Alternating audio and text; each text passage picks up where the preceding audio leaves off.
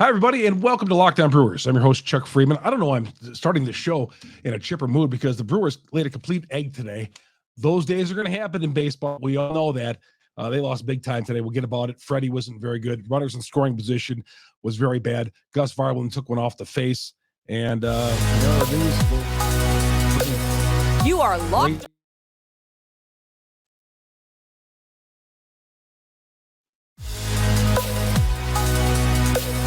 You are Locked On Brewers, your daily Milwaukee Brewers podcast, part of the Locked On Podcast Network, your team every day.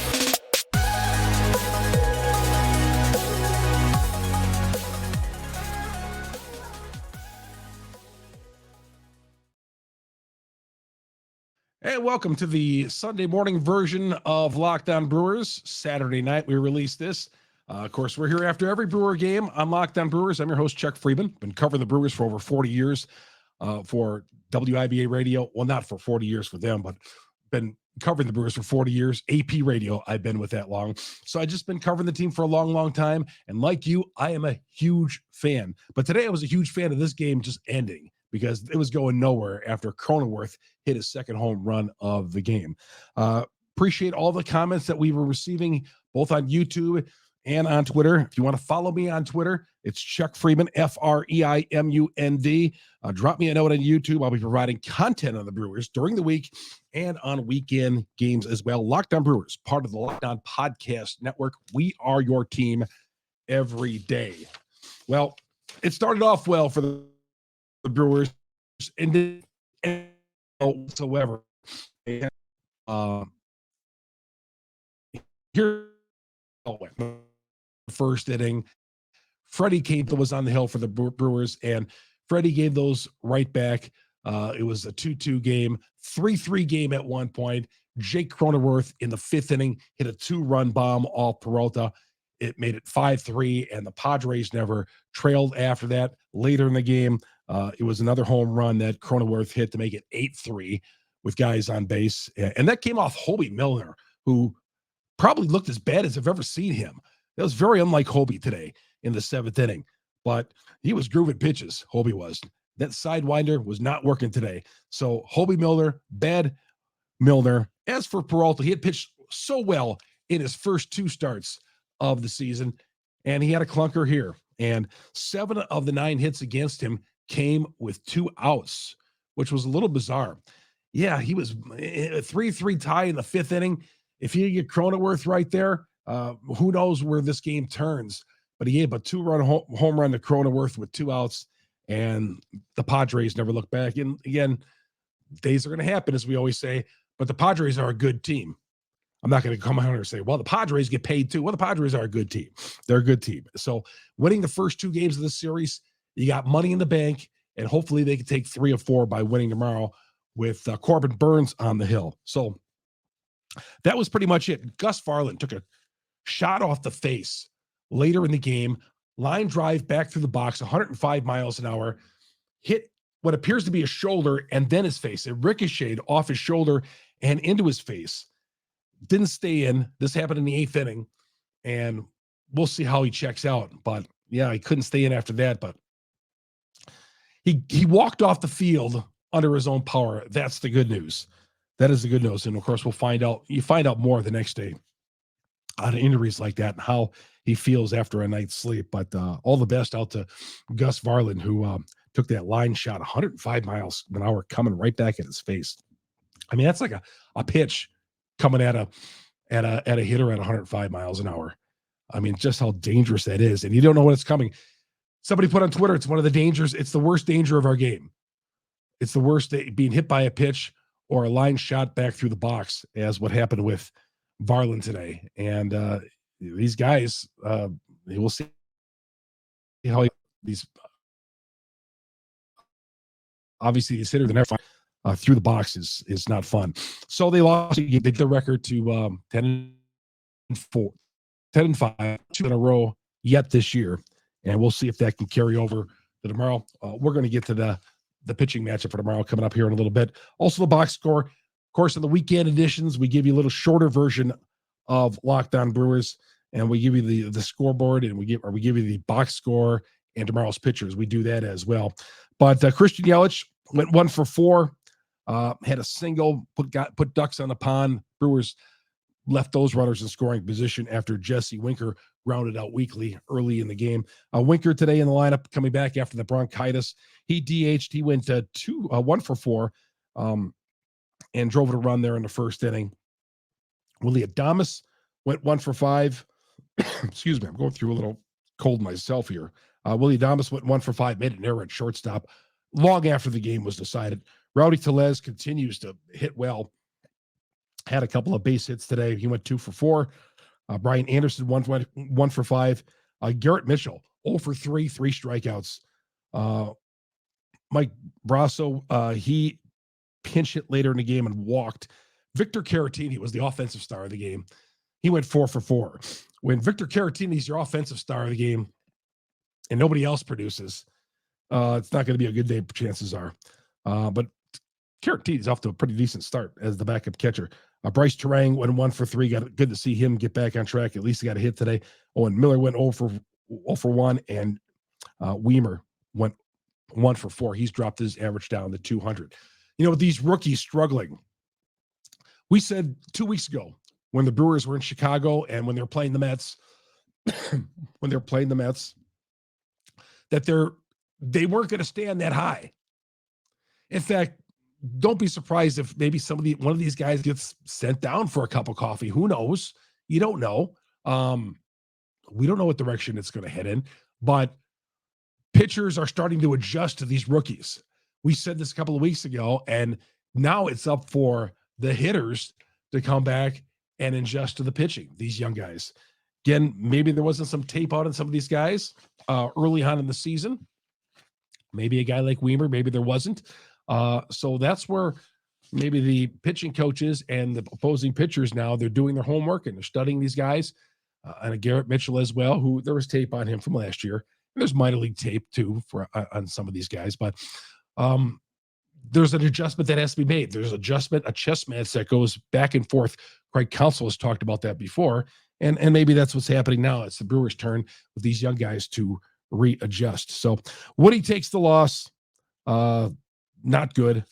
Again, a lot of 2-out base hits that happened. 7 of the 9 were 2-out base hits against Freddie. 5 innings, 9 hits, 5 earned runs.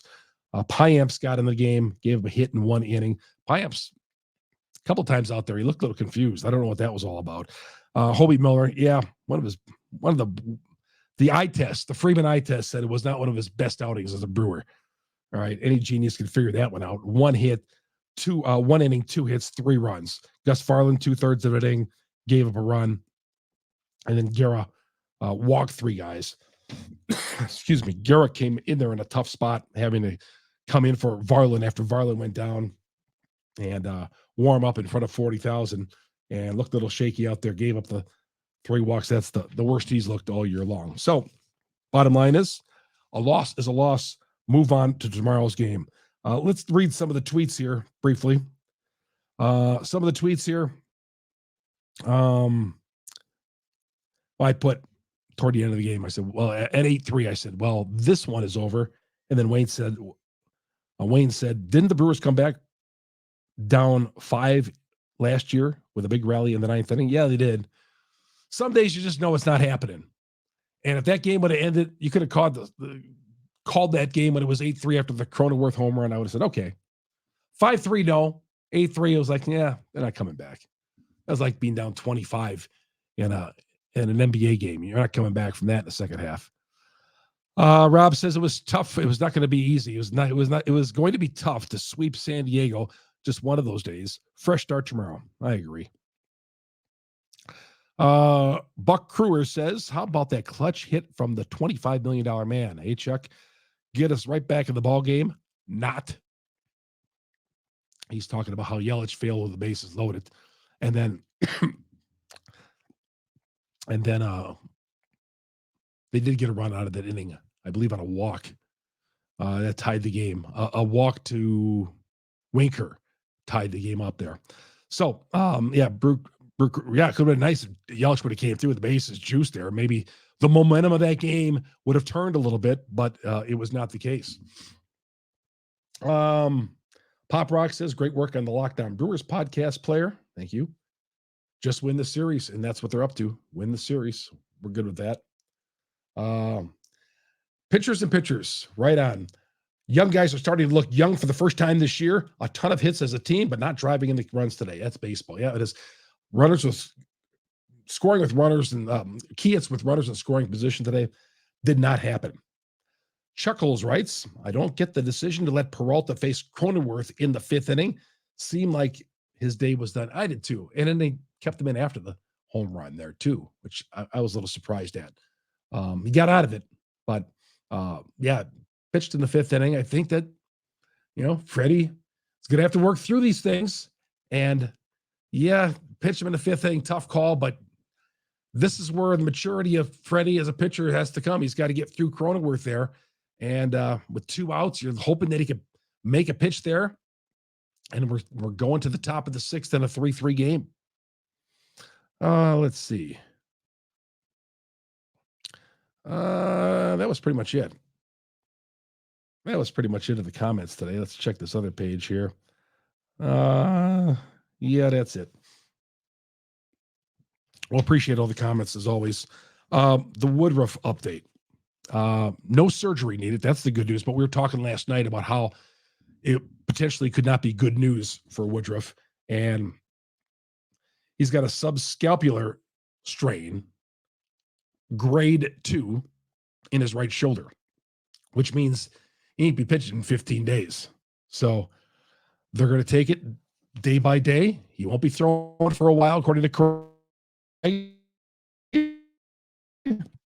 What do you think today? Said that at the end of the day, he's going to be fine. We'll see. But as Craig said last night, you could replace Woody's in it, and he brings. So Colin Ray's going to make the start Tuesday. He earned another start, but he's going to earn the start on Tuesday when the Brewers are in Seattle. So we'll take it day by day, week by week, but a strain in the right shoulder is not good. At least it wasn't a tear. So no surgery needed, some rest, and he won't be pitching for a while. How long? Who knows? But he's not coming back in 15 games. What else happened here? That's pretty much it. Yeah. This was a dud of a game, 10-3. And again, I'm glad it went over 3 hours. He had a couple of delays in that game. That's could have been the reason why as well. So Corbin Burns pitches tomorrow. Corbin was great last week, or earlier in the week, I should say. Yeah, this is Sunday. Last Monday, he was great in Arizona. Through the first 7 innings, gave up 1 hit. Through 8 innings, gave up 3 hits. He'll be on the mound, trying to take 3 of 4 tomorrow. I love having Burns trying to close out the series on Sunday. And then they move on to Seattle on Monday night.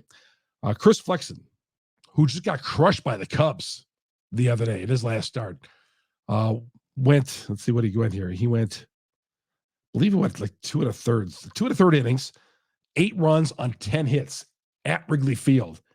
Chris Flexen, the starting pitcher for the Padres, just got destroyed in his last outing. So hope that trend continues on Sunday. Burnsy, give us one. Let's take 3 of 4, head on to Seattle, and finish off the road trip with 3 games against the Mariners. Hey, I'm Chuck Freeman. Thanks for making us part of your day. I know it's the weekend. We make the weekend versions a little shorter because you all got a lot of stuff to do. I'm going through a little bit of a sickness this week, so I appreciate you all hanging in there.